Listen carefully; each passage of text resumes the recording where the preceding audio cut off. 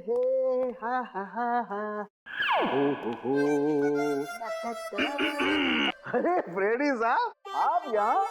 मुझे छोड़िए सालुंके साहब, आप बताइए आप इतने खुश क्यों हैं? अरे यार वो बात ये फिर, अरे तो जाने देना यार, तुझे क्या मतलब है, जाने दे। अरे ऐसे कैसे जाने दूं? आपके खिले हुए चेहरे का राज तो मैं जान कर ही रहूंगा। आप बताते हैं या मैं एसीपी साहब को फोन करूं? एसीपी साहब को बीच में क्यों ला रहा भाई? हैं? अच्छा फ्रेडी, मैं अपने राज की बात तुझे बता सकता हूँ, लेकिन एक शर्त है। तू ये बात एसीपी प्रद्युमन को नहीं बताएगा। ठीक है ठीक है, पक्का ना? पक्का। बात ये है फ्रेडी कि आज जब मैं अपने घर में अपनी पुरानी कवर चेक कर रहा था ना, मालूम है मुझे उसमें क्या मिला? मोजे? अबे मोजे से ऊपर उठेगा कि नहीं? मोजे देख में मिले ये कॉलेज के टाइम के लेटर्स, लव लेटर्स। तो ये है आपकी खुशियों का राज? यस, ये लव लेटर्स। बिल्कुल। कौन है वो? पता नहीं। पता नहीं? अरे यार मतलब पता नहीं कौन थी वो, मैंने पता लगाने की कोशिश की पर पता ही नहीं चला यार। वैसे सालुंके साहब, कोई लड़की आपको लव लेटर्स लिखे, ये बात कुछ हजम नहीं हो रही है। हजम नहीं हो रही है? ये देखने के बाद भी हजम नहीं हो रही है, हैं? अभी तो मुझे समझता क्या है रेडी, कॉलेज के टाइम में मैं अपने आप में एक हीरो था, हीरो। अरे अपनी एक स्टाइल थी, वाह स्टाइल। कॉलेज का छोड़िए सालुंके साहब, अभी तो आप एक फिल्म के विलन जैसे लग रहे हो। क्या कह रहा था तू? मैं कुछ नहीं कह रहा था। पक्का? पक्का। अरे यार फ्रेडी, भुला दिया। अबे ये बता तू यहाँ आया क्यों था? अरे सालुंके साहब, मैं भी भूल गया था। एसीपी साहब ने पोस्टमार्टम की रिपोर्ट मंगवाई है। अरे यार ये एसीपी प्रद्युमन हमेशा घोड़े पे सवार क्यों रहता है यार? बोला था ना करता हूँ अभी। टाइम लगता है फ्रेडी। सालुंके साहब, आज आप अकेले हैं क्या? तारिका दिख नहीं रही है। अरे तारिका को मैंने जरा काम से भेजा यार। वैसे तुझे क्या मतलब है तारिका से? कुछ नहीं, ऐसे ही।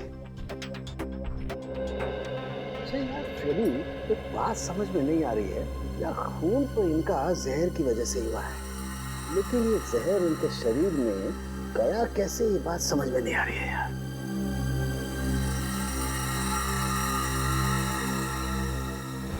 माय गॉड, ये क्या है?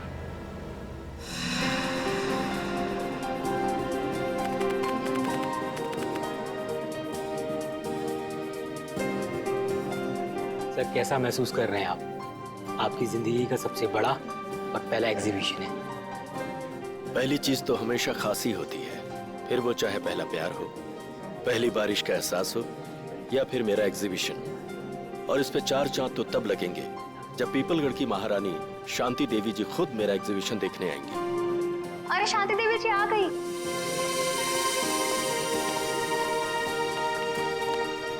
शांति देवी जी, नमस्ते। मैं आपका बहुत आभारी हूँ जो आपने इस छोटे कलाकार के लिए अपना कीमती वक्त निकाला। कलाकार कभी छोटा नहीं होता मुकेश जी, और वैसे भी हमें कलाओं से हमेशा से ही लगाव है। आपकी एग्जीबिशन देखते हैं? जी जरूर, आइए। शांति देवी हाय हाय, शांति देवी हाय हाय, शांति देवी हाय हाय। हमारे खिलाफ नारे लगा रहे कि किसकी हिम्मत? वीरेंद्र जाओ उन्हें मार दो उन्हें। महारानी जी, कैसी बातें कर रही हैं आप? हमारे देश में लोकतंत्र है, डेमोक्रेसी। ऐसे कोई कैसे किसी पर गोलियां चलवा सकता है? हम जानते हैं, इसीलिए अब हम यहाँ एक पल भी नहीं रुकेंगे। शांति देवी जी सुनिए तो। आपने क्या हमें यहाँ अपमानित करने के लिए बुलाया था मुकेश जी? आप फिक्र मत कीजिए, मैं उनको जाकर रोकता हूँ। इसका प्रबंध तो पहले कर लेना चाहिए था आपको। अब हम यहाँ बिल्कुल नहीं रुकेंगे। महारानी जी, आप इस तरह से नहीं जा सकती। याद है ना आपको, हमने मीडिया से वादा किया।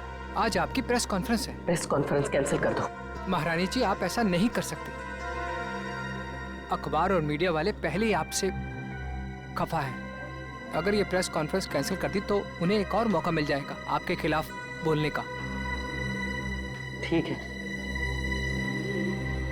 प्रेस कॉन्फ्रेंस शुरू की जाए।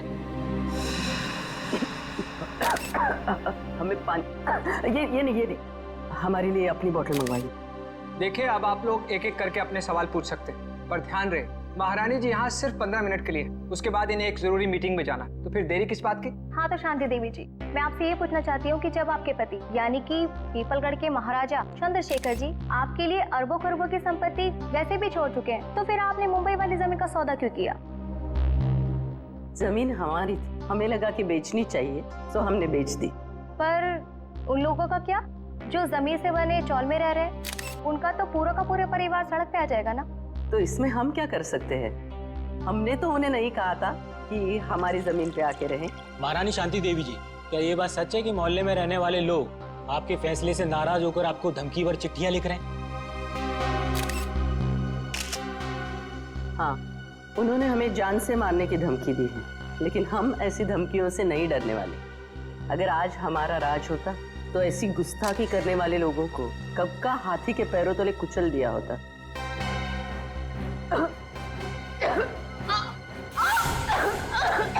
अरे महारानी जी की तबीयत खराब हो रही है, जल्दी हेलो एम्बुलेंस, जल्दी बुलाओ सिटी हॉल, जल्दी।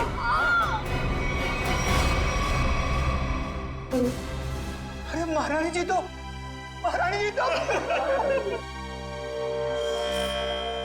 पूरा शरीर नीला पड़ गया है, मौत तो जहर से ही हुई है। मगर सर, इतनी भीड़ भाड़ वाली जगह में कोई जहर दे कैसे सकता है इन्हें?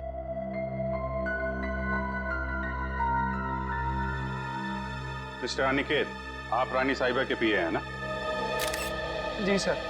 रानी साहिबा ने यहाँ आने से पहले कुछ खाया पिया था क्या? जी सर, महारानी जी ने सुबह हमेशा की तरह बाल्मी होटल में जूस पिया और हल्का सा नाश्ता किया, उसके बाद यहाँ आकर ये पानी पिया जो इन्होंने दिया था। नहीं साहब, मैंने कुछ नहीं किया, इसमें मिनरल वाटर था, मैं भला क्या कर सकता हूँ साहब? क्या वो तो पता चल जाएगा।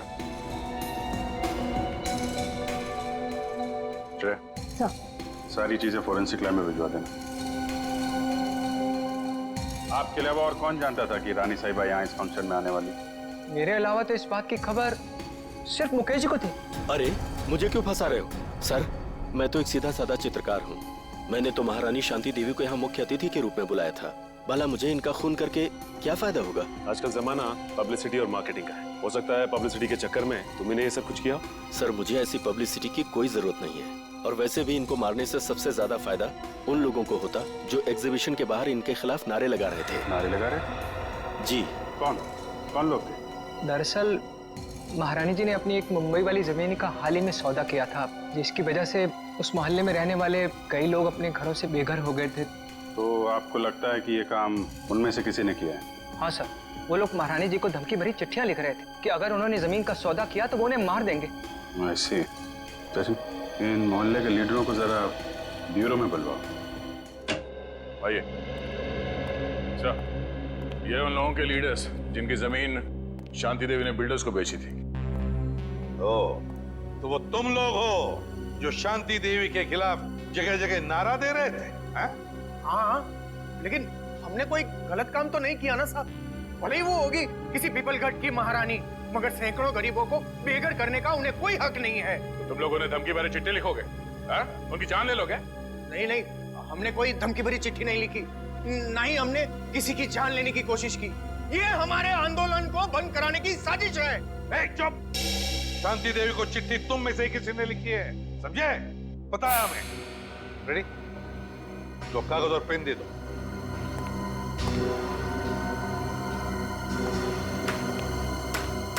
इसका हम क्या करेंगे? अपना नाम और पता लिखो। साहब, मैं तो अपना नाम भूल गया साहब। क्या? खुद का नाम भूल गए? ठीक है, मेरा नाम लिखो। फ्रेडी, 305 सुख शांति बिल्डिंग, मलाड वेस्ट। अरे मुंह क्या देख रहे हो? लिखो, मलाड वेस्ट। तुम्हें क्या हो गया? तुम भी अपना नाम भूल गए क्या? नहीं, याद है। तो लिखो। तुमने अभी तक कुछ लिखा नहीं। मैं तो अंगूठा छाप हूँ, मुझे लिखना पढ़ना नहीं आता। अच्छा, अंगूठा छाप हो? जी। सुंदर नाम है ना तुम्हारा? जी साहब। पेशे से तुम एक जर्नलिस्ट हो, बीए किया है तुमने, और कई सालों से अपने मोहल्ले में 5वीं कक्षा से लेके 10वीं तक के बच्चों को क्लासेस देते हो। ये सब बिना पढ़े लिखे किया तुमने? क्यों? जी साहब, मैंने इस कुलदीप के कहने पे किया। फंसा दिया ना मुझे। अरे अरे अरे अरे एक मिनट, मैं बताता हूँ ये दरवाजा कैसे खुलता है। बट आ जा इधर, बता क्यों किया तूने ये सब? हाँ बोल। हाँ, शांति देवी को धमकी भरी चिट्ठियां मैंने ही लिखवाई थी। पर मैं क्या करता, जब मैंने उन्हें अपने साथियों की तकलीफ बताई तो उल्टा उन्होंने हमारा ही अपमान कर दिया। कहने लगी कि चाल में रहने वालों से तो कीड़े मकोड़े अच्छे। ये सुनकर मेरा खून खौलने लगा, उबलने लगा मेरा खून। और खून इतना उबला कि तुमने खून ही कर दिया शांति देवी का, है?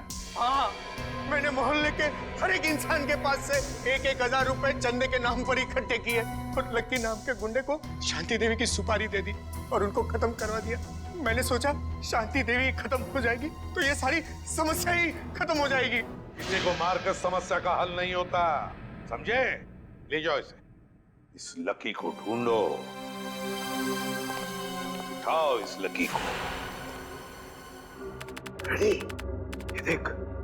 अरे बाप रे, ऐसी खतरनाक चीज मैंने फिल्मों में भी नहीं देखी। मुझे यकीन ही नहीं हो रहा ये सच है या सपना। मैंने जिंदगी में इतनी पोस्टमार्टम किए, इतनी लाशें काटी, लेकिन ऐसा तो मैंने पहले कभी नहीं देखा। This is impossible। ये यहाँ कैसे? यार, शांति देवी ने आर्ट एग्जीबिशन में इन चीजों को हाथ लगाया, इन चीजों को हाथ लगाया था। एक मिनट, रेडी, जरा वो कैन देना। ये वाला। हाँ हाँ ये।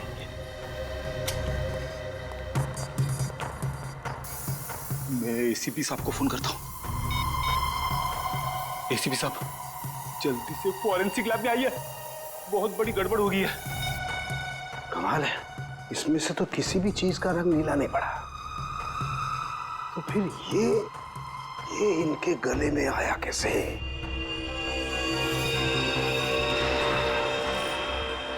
माय गॉड, इनके गले के अंदर सांप। बॉस, अपने सीआईडी के कैरियर में बहुत कुछ देखा, बहुत कुछ सुना, बस यही बाकी रह गया था। लोग तो सांप के जहर से मरते हैं, लेकिन इनके तो गले में मरा हुआ सांप। वही तो एन गजब की पहली। ना जानकी देवी के खाने में सांप का जहर था, ना इनके शरीर पर कहीं पर भी सांप के डसने के निशान नहीं, और फिर भी एक सांप मिलता है इनके शरीर के अंदर, मरा हुआ सांप।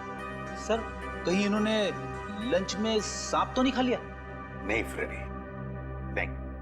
जरूर किसी ने किसी न किसी तरीके से, धोखे से इनके शरीर के अंदर एक सांप डाल दिया, सांप का जहर डाल दिया है, धोखे से। सर, उन किराएदारों ने बताया था कि उन्होंने शांति देवी को मारने की सुपारी लक्की को दी थी। लकी? तो फिर अब लकी ही बताएगा कि शांति देवी के शरीर में उसने सांप डाला कैसे। क्या बात है बॉस, आप इतने परेशान क्यों? अरे राघव, घबराओ नहीं तो क्या करूं? सीआईडी वालों को लग रहा है कि शांति देवी का खून मैंने किया। मतलब शांति देवी का खून आपने नहीं किया? अरे मेरा दिमाग इतना खराब नहीं है राघव कि इतनी बड़ी एसपी को मारने के बारे में सोचूंगा। मैंने तो सोचा था सिर्फ सुपारी के पैसे ले लूंगा और उन्हें मारूंगा नहीं, लेकिन मुझे क्या पता था कि वो सचमुच मारी जाएंगी और मैं फंस जाऊंगा। लेकिन सीआईडी तो यही सोच रही है कि खून आपने किया है। हाँ यार, इसलिए तो मैं ये देश छोड़कर जा रहा हूँ, और तुम लोग को भी ऐसे मौका मिले ऐसी जगह चंपत हो जाओ जहाँ सीआईडी का हाथ तुम लोग तक न पहुंच पाए। बॉस, वो सब तो ठीक है, पर हमारा हिस्सा? अरे उसके बारे में तो मैंने कुछ सोचा ही नहीं। इतना काफी है कि तुम लोग रख लो। इतने सालों की वफादारी का ये इनाम। अब ये भी ले लो। हाँ, इतना काफी है ना बस, और ज्यादा लालच नहीं। ये मत भूलो कि मैं तुम लोग का बॉस हूँ। बॉस हो नहीं थे। क्या मतलब? मतलब ये कि अब हम तुम्हें इनाम देंगे और इसके बाद तुम्हें सीआईडी से कोई खतरा नहीं होगा। क्या कर रहे हो तुम लोग? तुम्हारा दिमाग तो ठिकाने भरा है। सुनो, तुम ये पैसे आपस में बांट लो और किसी सुरक्षित जगह जाके छुप जाओ। क्या तुम्हें पैसे नहीं चाहिए थे राघव? पैसे बहुत है मेरे पास। मैं तो सिर्फ इतना चाहता हूँ कि शांति देवी के खून का केस तुम्हारी मौत के साथ बंद हो। मेरे साथ इतना बड़ा धोखा किया तुमने। कोई अपनी जगह से नहीं लेगा। सीआईडी, ढूंढ डालो इन्हें।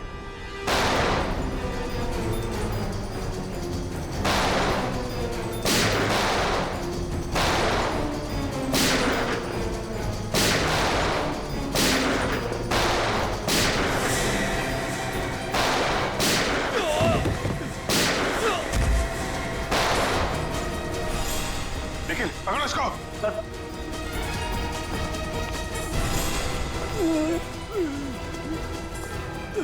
सर ये तो लकी है सर। से गोली मारी गई है। शांति देवी का खून किसने किया? तुमने? नहीं सर, मैंने नहीं। किसने मारी गोली? उन्हें तो बोलो।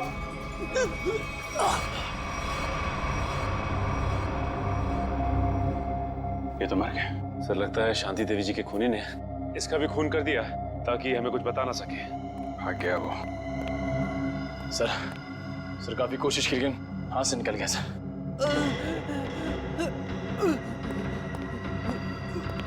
ये तो जिंदा है। सचिन एम्बुलेंस को फोन करो जल्दी, इससे हमें काफी कुछ पता चल जाएगा।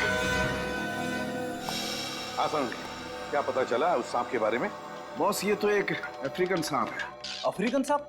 हाँ फ्रेडी सर, ये देखिए, इस सांप का नाम है अफ्रीकन ट्रोगा और ये दुनिया का तीसरा सबसे जहरीला सांप माना जाता है। क्या इतना जहरीला सांप? क्या ये सांप हमारे देश में भी पाया जाता है?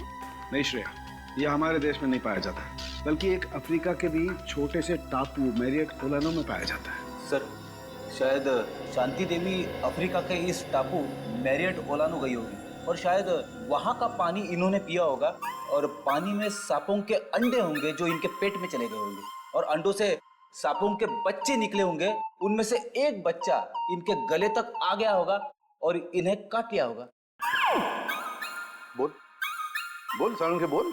नहीं फ्रेडी, ऐसा नहीं हो सकता है। नहीं ना, देखो इंसान के पेट में HCl नाम का एसिड होता है जो बड़ी से बड़ी चीज को भी बहुत जल्दी पचा देता है। यहाँ तक कि ये एसिड लोहे के टुकड़ों को भी बहुत जल्दी गला देता है। एग्जैक्टली, इसलिए अगर इस तरह के अंडे शांति देवी के पेट में चले भी गए होते तो बस कुछ ही घंटों में नष्ट हो जाते। मतलब किसी अलग तरीके से वो सांप शांति जी के गले में गया। हाँ बॉस, और गया भी पिछले 24 घंटे के अंदर अंदर है। 24 घंटे के अंदर? सर पिछले 24 घंटों में तो शांति देवी उस होटल में ही थी। हाँ, पिछले 24 घंटे तो शांति देवी होटल बाल्मी में ही थी। तो फिर इस सांप का राज भी उसी होटल बाल्मी में खुलेगा। होटल बाल्मी में। हाँ अभिजीत, अच्छा उस गुंडे को होश आ गया? अच्छा नाम बताया उसने उस गुंडे का जो भाग गया वो? राघव। राघव।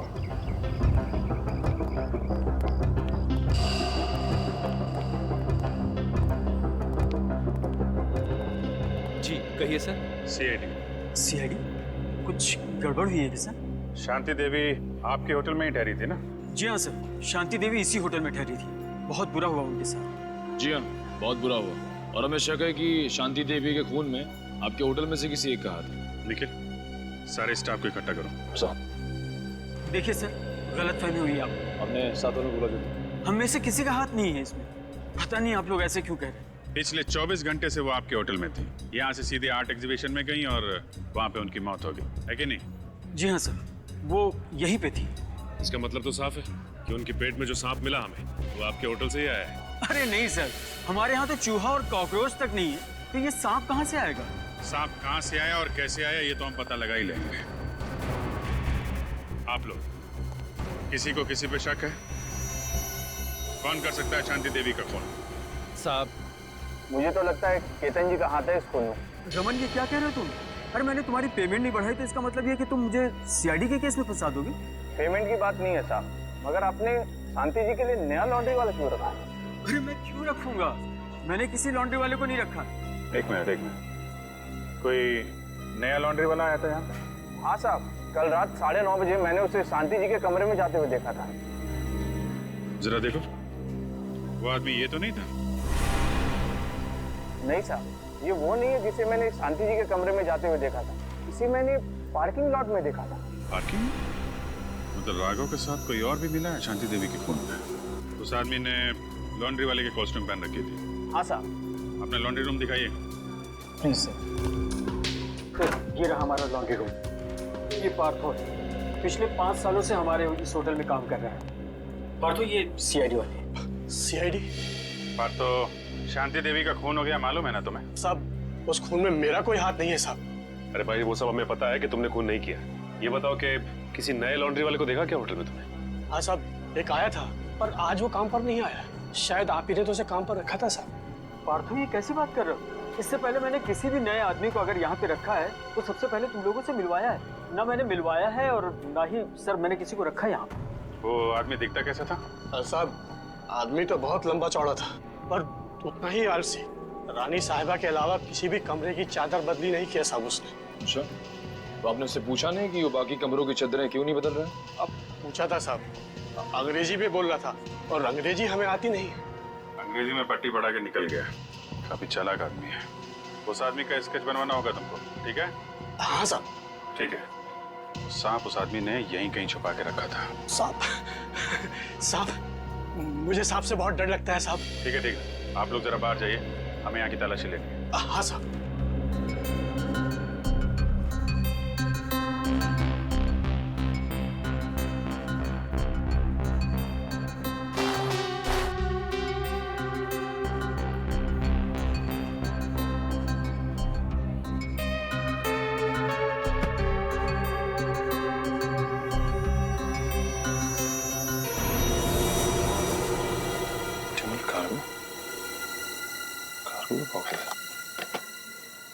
सर, बॉक्स में है सर।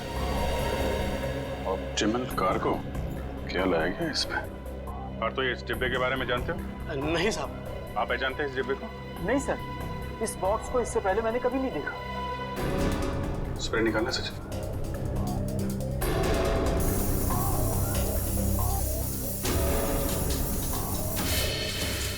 नीला हो गया, मतलब वो सांप इसी डब्बे में लाया गया है। Optimal cargo. कहिए सर, कुरियर करना है आपको? हाँ, सिर्फ इंडिया में कुरियर भेजते हो या बाहर देश भी कुरियर भेजते हो?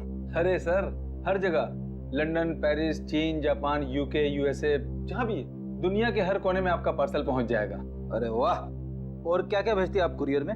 सब कुछ सर, जैसे किताबें, कपड़े, तस्वीर और ऑफिशियल कागजात वगैरह। और सांप? क्या? हाँ, सांप भेजते हैं आप कुरियर में? ये क्या कह रहे हैं आप? सांप भला कोई कुरियर में भेजता है क्या? अब ये तो आप ही बताओगे।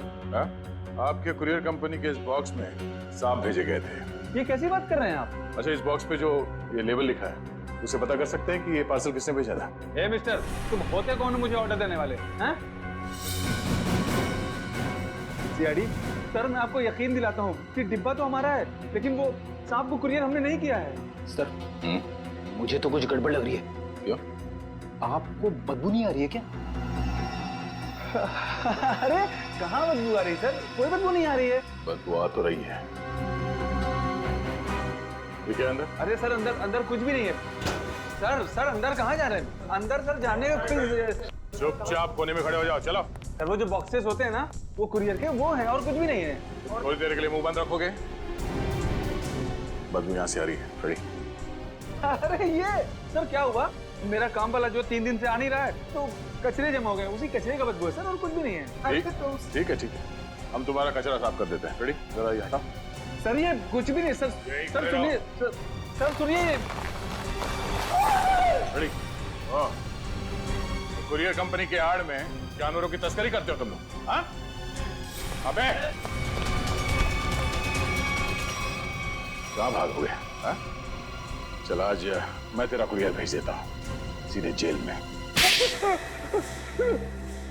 सर मुझे माफ कर दीजिए, मुझे बहुत बड़ी गलती हो गई। मैं आइंदा से जानवरों की तस्करी का ख्याल भी अपने दिमाग में नहीं लाऊंगा सर। चुप! इतने सारे विदेशी जानवर मिले तुम्हारे गोदाम में, हाँ? कब से तस्करी कर रहे हो ये? पिछले 5 साल से। पिछले 5 साल से? और अफ्रीकन सांप, अफ्रीकन ट्रोबा, वो कहां से लाया तुमने? किसके कहने पर मंगवाया वो? बताओ। देख, ये सिर्फ जानवरों की तस्करी का मामला नहीं है, एक आदमी का खून भी हुआ है, समझा? तेरे मुंह पे लगा हुआ ये ताला तुझे सीधे फांसी के फंदे तक ले जाएगा। बोल, जल्दी बोल।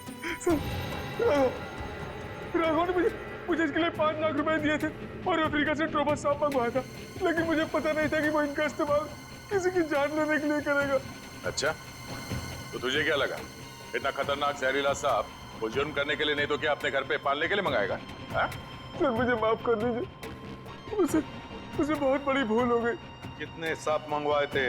सर, दो हम सांप मंगाए थे। दो? बस सर, हमें शांति देवी के गले में से सिर्फ एक ही सांप मिला था। हाँ, ये बात तो है, एक ही सांप मिला था, एक ही सांप। और ये कीमती हार, ये कहाँ से आया तुम्हारे पास है? सर, ये हार राघव ने मुझे दिया था मेरे काम से खुश होकर, और कहा था कि ये पीपलगढ़ के राजघराने का हार है सर। पीपलगढ़ के राजघराने का हार? राघव के पास ये हार कहाँ से आया?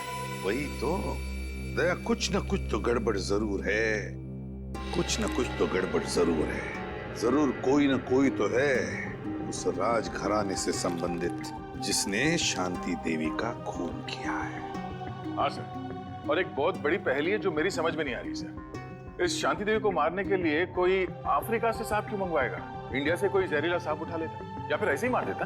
सर, उस पहेली का जवाब इस पेपर में। पेपर में? हाँ सर, इस पेपर में लिखा है कि 20 साल पहले पीपलगढ़ के राजा की मौत अफ्रीका में हुई थी, इस ट्रोबा सांप के डसने की वजह से। हाँ सर, अखबार में लिखा है कि सांप राजा के खाने के थाली में छुपा के रखा गया था, और जैसे ही राजा खाना खाने लगे सांप ने उन्हें डस लिया। हाँ सर, पीपलगढ़ के गांव वालों का कहना है कि राजा की मौत में उनकी पत्नी रानी शांति देवी का हाथ था। राजा की मौत में रानी शांति देवी का हाथ था? तो फिर दया, अब 20 साल बाद कोई ना कोई तो है जो राजा की मौत का बदला लेना चाहता है, उसी सांप के डसवाने से जिस तरह से राजा की मौत हुई थी। पीपलगढ़।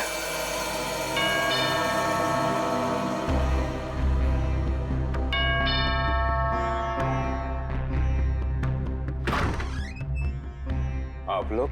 हम लोग सीआईडी से हैं। शांति देवी की मौत के सिलसिले में हम कुछ पूछताछ करने आए। अरे वाह सर, कितनी आलीशान हवेली है।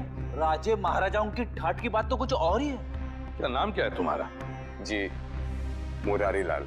मुरारी लाल, एक बात बताओ, हमने सुना है कि राजा साहब की मौत में रानी साहिबा का कुछ हाथ था, क्या इस बात में कोई सच्चाई है? क्या लगता है तुम्हें? कुछ पक्का तो नहीं कह सकते साहब, लेकिन कहीं ना कहीं इस बात में कुछ ना कुछ सच्चाई तो जरूर है। बिना आग के धुआं नहीं उठता साहब। तुम्हारे हिसाब से यहाँ की रानी के पास कोई ठोस वजह थी राजा का खून करने की? जी हाँ साहब, राजा साहब की मौत के बाद सारी दौलत, सारी जायदाद रानी साहिबा की हो गई थी। इससे बड़ी और क्या वजह हो सकती है राजा साहब को अपने रास्ते से हटाने की? क्यों, दोनों को कोई औलाद नहीं थी क्या? नहीं साहब, इसी बात का तो दुख है कि राजा साहब के बाद इस वंश को चलाने वाला और कोई नहीं है। क्या हुआ था? सर, जरा ये पेंटिंग देखिए। होटल में उस लॉन्ड्री वाले का जो स्केच बनवाया था, वो स्केच इस पेंटिंग से मिलती जुलती है सर। ये देखिए। हाँ, लगता तो वही चेहरा है, सिर्फ इस स्केच में इस दाढ़ी की कमी है। ये तो राजा साहब की तस्वीर है, इन्हें मरे हुए तो बरसों बीत गए। अगर ये राजा साहब की तस्वीर है तो फिर हो सकता है ये स्केच राजा साहब के बेटे का है। नहीं नहीं, उनकी कोई संतान नहीं थी। पता नहीं क्यों मुझे लग रहा है कि ये हमसे कुछ छुपा रहा है। अरे नहीं साहब, मैं भला आप लोगों से कुछ क्यों छुपाऊंगा? देखो मुरारी लाल, तो कोई दूध के धुले नहीं हो। अगर यही बात होती तो तुमने अपना शक बोल के क्यों नहीं दिखाया पुलिस वालों को कि राजा साहब की मौत में शायद रानी साहब का हाथ है? साहब, हम इस हवेली के नौकर हैं। नमक खाया हमने, जान दे देते, पर उन पर कोई आंच नहीं आने देते। तुम नमक का हक अदा करने की कोशिश तो नहीं कर रहे हो अपने राजा के बेटे को बचाने की? मैंने कहा ना, उनका कोई बेटा नहीं है। जरा महल देख लो, मैं आता हूँ अभी। हाँ सर।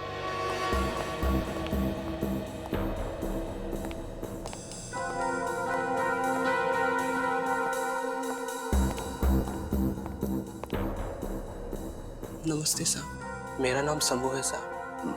आप यहाँ रानी शांति देवी की खूनी की तलाश में आए हैं? हाँ, तुम जानते हो शांति देवी का खून किसने किया है? नहीं साहब, इतना तो मुझे नहीं मालूम, लेकिन इतना जरूर मालूम है साहब कि मुरारी आपसे झूठ बोल रहा है साहब। मुरारी झूठ बोल रहा है? कैसा झूठ? यही कि राजा साहब की कोई संतान नहीं है। उनका एक बेटा है, विक्रमजीत, उनकी पहली पत्नी विजया देवी से। विक्रमजीत? पहली पत्नी विजया देवी से? तो राजा साहब ने शांति देवी के साथ कब शादी की? उनकी पहली पत्नी विजया देवी की मौत के बाद विक्रमजीत दूसरी शादी शांति देवी से कर ली साहब। अच्छा शंभू, ये विक्रमजीत है कहाँ पर? हो सकता है विक्रमजीत ने खून किया हो शांति देवी का, है ना? नहीं साहब, विक्रमजीत तो पहले ही मर चुके हैं साहब। हाँ साहब, हम दोनों एक उम्र के थे साहब, बचपन में साथ खेला करते थे साहब। जब अफ्रीका से राजा साहब की मौत की सूचना आई, उसके कुछ दिन बाद मुरारी विक्रमजीत को नदी किनारे ले गए शांति देवी के कहने पर। और मुरारी ने विक्रमजीत को मार डाला है? जी साहब, उसने कहानी बना दी कि विक्रमजीत खेलते खेलते नदी में डूब गया। अच्छा, तो विक्रमजीत की लाश नहीं मिली? नहीं साहब, लाश तो नहीं मिली। जरूर मुरारी ने लाश को ठिकाना लगा दिया होगा साहब। मुरारी उनका खास आदमी था साहब, उनकी हर बात मानता था साहब। अच्छा, विक्रमजीत, मुरारी लाल, शांति देवी का खास आदमी मुरारी लाल। सर, हम ऐसे वीरान होटल में क्यों रुके हैं? मैं तो कहता हूँ इस मुरारी के बच्चे को पकड़ते और वापस चलते मुंबई। और शांति देवी के खूनी का क्या? उसकी छानबीन किए बगैर वापस चले जाएंगे? तुम्हें वापस जाना है? अरे नहीं सर। सर, मुझे लगता है कि शांति देवी को मारने वाला राजा का बेटा विक्रमजीत ही है। इस मुरारी लाल ने उसे पानी में डुबो के मारने की कोशिश की होगी, पर हो सकता है वो किसी तरह से बच गया। हाँ दया, मुझे भी यही लगता है कि विक्रमजीत अभी भी जिंदा है और उसी ने शांति देवी का खून भी किया है। इस विक्रमजीत को तो हम लेकर ही जाएंगे। मगर सर, अगर विक्रमजीत वापस गांव में आया तो गांव वाले उसे पहचान लेंगे। मुझे नहीं लगता वो वापस आएगा। विक्रमजीत ने शांति देवी का खून करके अपने पिता की मौत का बदला तो ले ही लिया। बचा है मुरारी लाल। अब मुरारी लाल से हिसाब पूरा करने के लिए विक्रमजीत जरूर वापस आएगा। हम उसका इंतजार। जी, जा दरवाजा खोल। हमेशा मुझे ही बोलते। क्या? कुछ नहीं। अरे शंभू बेटा, अरे वाह वाह वाह शंभू, मजा आ गया। अरे वाह वाह वाह। अरे आप लोग कौन? अरे आपने चाचा को भूल लियो। चाचा? अरे मेरे कोई चाचा नहीं है। लो कर लो बात। अब आप बोलोगे कि आपका कोई चचेरा भाई भी नहीं है, यानी कि हम। अरे गुंगा भाई। अरे जब चाचा नहीं है तो चचेरा भाई कहाँ से आ गए? अरे ये लो, राजा साहब के महल में काम करने लगो तो भूल गए खानदान को। याद दिलाओ। आ जाता। अरे मैं आप लोगों के लिए चाय नाश्ता ले आता हूँ। आजा बेटा आजा। अरे आप लोग मुझे कहाँ ले जा रहे हैं? देख शंभू, घबराओ मत, हम लोग सीआईडी से हैं। तुम्हारा दोस्त विक्रमजीत वो जिंदा है। क्या? विक्रमजीत जिंदा है? धीरे से बोलो। जब तक ये विक्रमजीत मिल नहीं जाता हम लोग इसी हवेली में रहेंगे, समझा? उसने शांति देवी को मारा है और इस मुरारी लाल को मारने वो जरूर आएगा यहाँ। नहीं मानूंगा, चाहे कुछ भी हो जाए मैं हार नहीं मानूंगा। कुछ ना कुछ करके मुझे इस पहेली का हार निकालना ही पड़ेगा। मेरी बरसों की इज्जत दांव पर लगी हुई है। सर प्लीज थोड़ा आराम कर लीजिए। आप पिछले 36 घंटों से सोए नहीं है। कैसे आराम कर लूं तारिका, कैसे सो जाऊं? मैं झपकी भी लगाता हूं तो ये सांप मुझे सपने में दिखाई देता है। चलिए सर, शुरू से शुरू करते हैं। हाँ, ये सांप अगर होटल से ही शांति देवी के गले में था तो फिर इसने एग्जीबिशन में आकर ही क्यों काटा इन्हें? एग्जैक्टली। इसका मतलब क्या?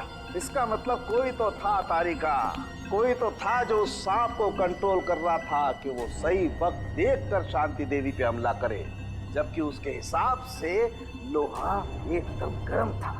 और एक बात सर, खूनी ने अगर इस सांप को शांति देवी के गले में तब डाला होता जब ये जाग रही थी तो ये तो बहुत हल्ला मचाती, जरूर अपने आप को बचाने की पूरी कोशिश करती। बिल्कुल कोशिश करती। इसका मतलब जब शांति देवी पे हमला हुआ, शांति देवी सो रही थी।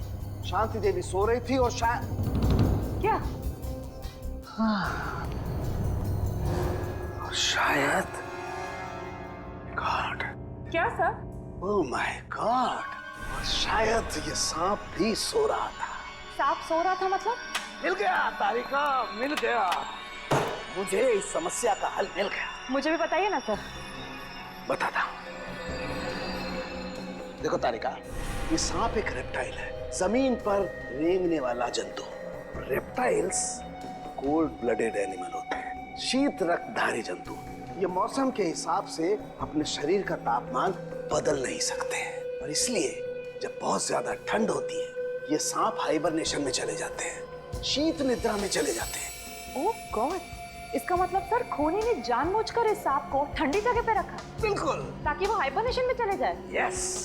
पर सर अगर ये सांप भी सो रहा था और शांति देवी भी सो रही थी, तब भी अपना सवाल तो वही का वही है कि ये सांप शांति देवी के खाने की नली तक पहुंचा कैसे? खाने की नली तक पहुंचा कैसे? एक मिनट, ये सांप शांति देवी की खाने की नली तक पहुंचा कैसे तारिका, ये शायद हमें इस सांप की चमड़ी बताएगी। एक मिनट, एक मिनट।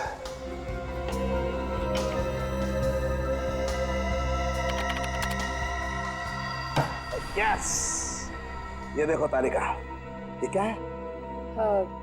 Poppy seed oil. और ये पॉपी सीड ऑयल इस सांप की चमड़ी पर लगा हुआ है। लेकिन सर सांप तो ऐसा कोई तेल अपने शरीर से निकालते नहीं है ना? Exactly right. तो इसका मतलब क्या? इसका मतलब ये कि ये पॉपी सीड ऑयल नेचुरल तरीके से, प्राकृतिक रूप से इस सांप की चमड़ी पर नहीं आया है तारिका। किसी ने जानबूझकर ये पॉपी सीड ऑयल इस सांप की चमड़ी पर लगाया है तारिका, ताकि ये सांप एकदम स्मूथ हो जाए और आराम से शांति देवी के फूड पाइप में जाकर के बस जाए। और जब ये सांप शांति देवी के फूड पाइप में जाके बस गया तो इनके खाने की नली की गर्मी की वजह से ये सांप जाग गया और जाग कर इसने शांति देवी के फूड पाइप के अंदरूनी हिस्से में डस लिया, जिसकी वजह से शांति देवी की मौत हो गई। और क्योंकि शरीर के अंदर इस सांप को भी ऑक्सीजन नहीं मिला होगा, ये भी मर गया। एग्जैक्टली। लेकिन सर वो विक्रमजीत का क्या, जो इस सब के पीछे है? वो तो अब तक गायब है। मिलेगा तारिका, वो विक्रमजीत भी हमें मिलेगा। कैसे? ये पॉपी सीड ऑयल जो हमें सांप की चमड़ी पर मिला है तारिका, ये पॉपी सीड ऑयल ही हमें उस विक्रमजीत तक लेके जाएगा।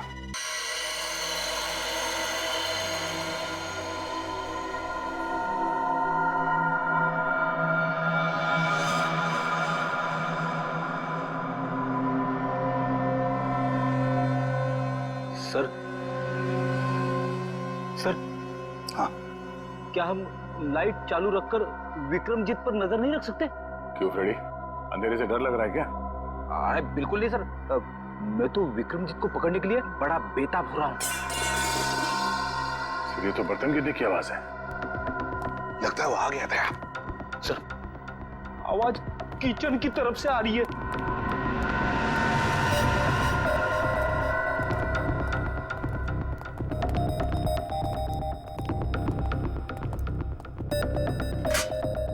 बर्तन गिरा हुआ है। बिल्ली ने गिराया होगा। नहीं फ्रेडी, बिल्ली नहीं, ये देखो मुरारी का बिस्तरा खाली है। अरे कहीं मुरारी को कुछ कर तो नहीं दिया उसने?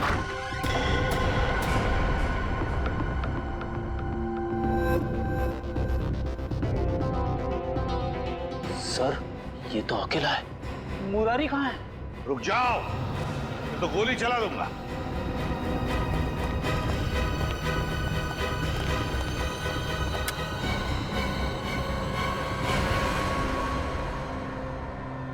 मुरारी लाल कहाँ जाने की तैयारी थी?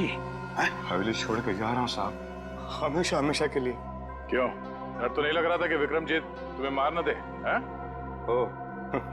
तो विक्रमजीत के बारे में आप लोगों को पता चल ही गया। हाँ, सीआईडी वालों से सच कभी छुपता नहीं, समझे? सीआईडी वाले? मतलब आप शंभू के रिश्तेदार वाले नहीं हो, सीआईडी वाले हो? हाँ, सीआईडी वाले। क्यों, कहाँ है विक्रम? विक्रमजीत कहाँ है? आप लोगों को सच तो मालूम पड़ गया, लेकिन आधा अधूरा। मैंने राजकुमार विक्रमजीत को नहीं मारा, बल्कि उसकी जिंदगी बचाई। मैंने पाल पोस के उसको बड़ा किया, उसे रानी शांति देवी की नजरों से बहुत दूर रखा, ताकि रानी शांति देवी को यह पता ना चले कि राजकुमार जिंदा है।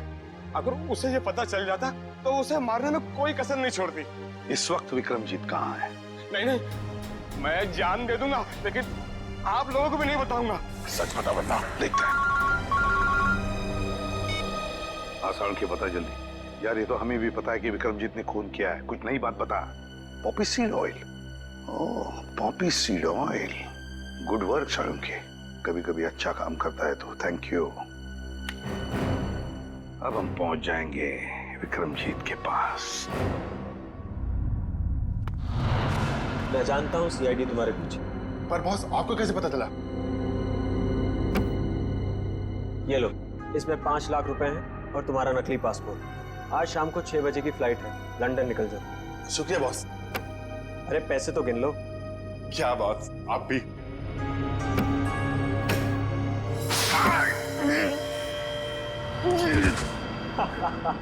तुम्हें क्या लगा मैं तुम्हें लंदन भिजवाऊंगा? अब तुम सीधा नर्क की फ्लाइट पकड़ोगे। बड़ा धोखा। इसे कहते हैं बुरे काम का बुरा नतीजा। घबराओ मत, सांप के जहर की दवाइयां हम अपने साथ लेकर आए हैं। श्रेया, मुंह खोलो। सीआईडी? हाँ, सीआईडी। क्यों, हमको देख के बहुत धक्का लगा पेंटर बाबू? तुम लोगों को कैसे पता चला कि इस सब के पीछे मेरा हाथ है? क्योंकि सांप के ऊपर तुमने पॉपीसीड ऑयल छोड़ दिया था, और पॉपीसीड ऑयल का इस्तेमाल एक पेंटर के अलावा और कौन कर सकता है? अब जरा अपना असली चेहरा तो दिखाओ मुकेश उर्फ विक्रमजीत। बताओ पीपलगढ़ के राजकुमार विक्रमजीत, अपनी माँ का खून क्यों किया तुमने? माँ नहीं थी वो मेरी, सौतेली माँ थी, जिसने पैसों के लिए मेरे पिता राजा चंद्रशेखर जी को तड़पा तड़पा कर मार दिया। और इसीलिए तुमने शांति देवी को भी उसी तरह मारा, तड़पा तड़पा के। हाँ, उसके गुनाह की यही सजा थी जो मैंने उसे दी। उसने मेरे पिता को ही नहीं मारा, बल्कि मुरारी के हाथों मुझे भी मरवाना चाहा। सजा देने का हक तुम्हारा नहीं, कानून का है। यही बात होती तो तुम कानून की मदद ले सकते थे। उसने मेरे पिता को मारा था, इसलिए उसे भी मारने का हक सिर्फ मुझे ही था। तुम्हारे मुकेश बनने के पीछे क्या मकसद था? मैं शांति देवी को अपनी आंखों के सामने मरता हुआ देखना चाहता था, इसलिए मैंने मुकेश का रूप लिया और वो आर्ट एग्जीबिशन रखकर उनको न्योता भेजा। फिर तुमने दीपक को 5 लाख रुपए दिए और अफ्रीका से वो जहरीला सांप मंगवाया, और फिर खुद एक लॉन्ड्री बॉय बनकर शांति देवी के कमरे में गए और पॉपी सीड ऑयल के जरिए वो सांप शांति देवी के गले में उतार दिया।